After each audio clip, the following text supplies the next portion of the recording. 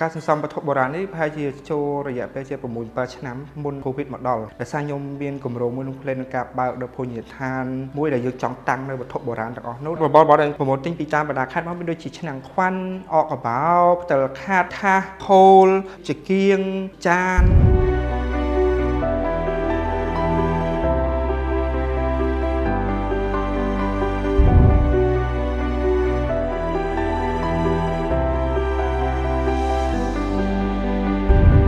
ឈ្មោះ ដូន ហារី សម្ងាយខ្ញុំជាអ្នកសន្សំនៅវត្ថុបុរាណដែលជាកេរដំណែលរបស់ដូនតាយើងអាជីវកម្មរបស់ខ្ញុំមួយទៀតគឺជាប្រភេទអាជីវកម្មអនឡាញ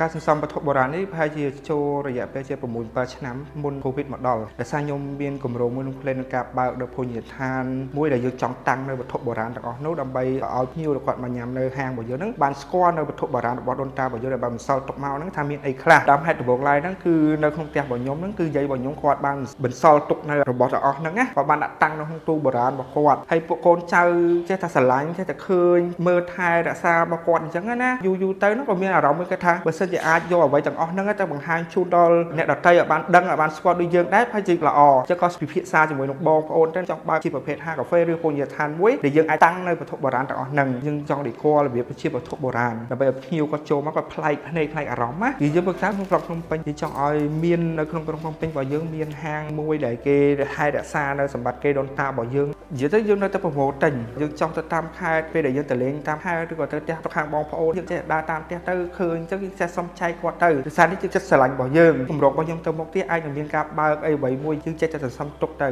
ទីមួយចង់បង្ហាញទាំងអស់ហ្នឹងទៅដល់បងប្អូនដែលគាត់មកចូលក្នុងហាងរបស់យើងញ៉ាំហ្នឹងចង់ឲ្យគាត់ស្គាល់ថានេះគឺជាអីដែលដូនតារបស់យើងបានបន្សល់ទុកឲ្យយើងតាំងពីដើមមកយើងអាចនឹងបាត់ក្នុងពេលឆាប់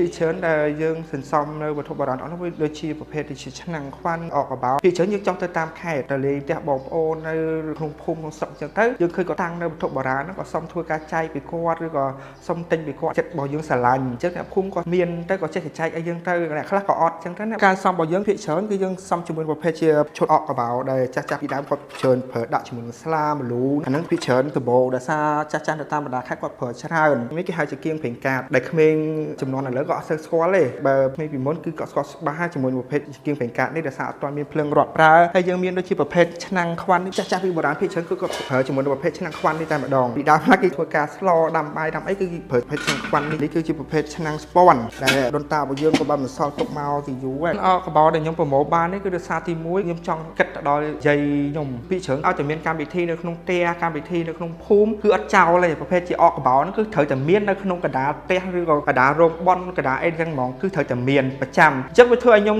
នឹកឃើញថាបើយើងឃើញអាហ្នឹងគឺយើងនឹកឃើញដល់ពួកគាត់គឺការស្រឡាញ់ការប្រើប្រាស់របស់ពួកគាត់អត់ចោលទេប្រភេទជាស្លាម្លូរបស់គាត់ហ្នឹងគឺមានកម្មវិធីត្រូវតែមានអាហ្នឹងជូនពួកគាត់អញ្ចឹងនឹកឃើញថាខ្ញុំស្រឡាញ់អាហ្នឹងទី1ទី2ចង់ឲ្យក្មេងៗស្គាល់ក្រោយបានដឹងថាអានេះឲ្យគេចាស់ពីក្រោយគេប្រើសម្រាប់ដាក់អីអញ្ចឹងបានធ្វើចិត្តមួយគិតថាស្រឡាញ់អកកបោផ្ដោតទៅលើអកកបោច្រើនពិសេសភាគច្រើនខាងកំពង់ចាមដែលគាត់សម្បូរជាមួយប្រភេទរបស់បុរាណដែលគាត់បានសល់ទុកមកយ៉ាងយូរណា